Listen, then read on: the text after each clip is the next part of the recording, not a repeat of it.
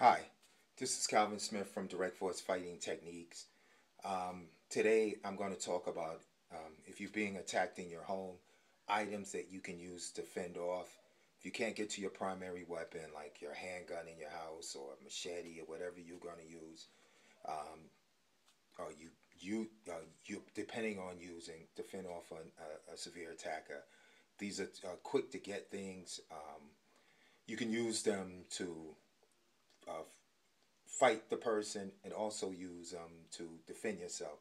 But I'm just going to go into mostly the attacking aspect of it to fend off the person today. I may show one defensive technique, but that's about it.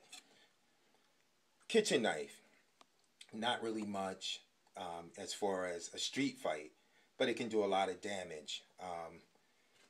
I would suggest just grabbing it.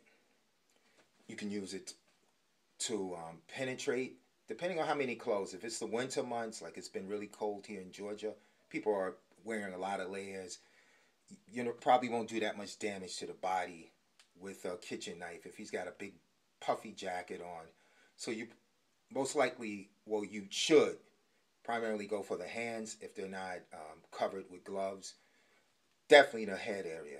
That's the main focus that you should be targeting, the head area, because anyway you stick with this blade, don't worry so much about grips. I'd prefer to hold it like I'm making a fist, put my thumb behind the top of the blade, so if I do hit the clothing, it won't fly out of my hand and end up cutting myself, or I end up losing the weapon. So I'm going to, and don't worry about patterns, all this angle one, angle two stuff. You just want to become an animal. Grab onto the person if you can. If you can't, just start wailing. Just start wailing any way you can to keep this person off of you. And the next thing, you got pots and pans in the house. Pretty much the same thing. Just start striking and hitting. Hopefully you can fend this person off long enough that you can get to your primary target. You keep wailing hard enough and strong enough, you should be able to find an opening and you attack this person, and you take control of the situation.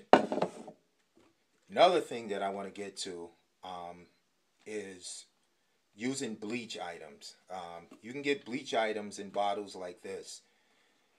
Then most of them aren't going to stream 30 feet, but if you're close up, you can squirt them in the eyes. Again, this is a great defense mechanism. It will blind a person. If you see that you can't beat this person, run. Go to a room in your house, lock the doors. If you have your cell phone, make sure you call the police. Try to create as much as noise in your house as possible. Hopefully you'll alert your neighbors, turn on your car alarm, everything. Any kind of distractions that you can make, do it. Who cares if your neighbors think that you're being a pain in the butt? You want to survive and live.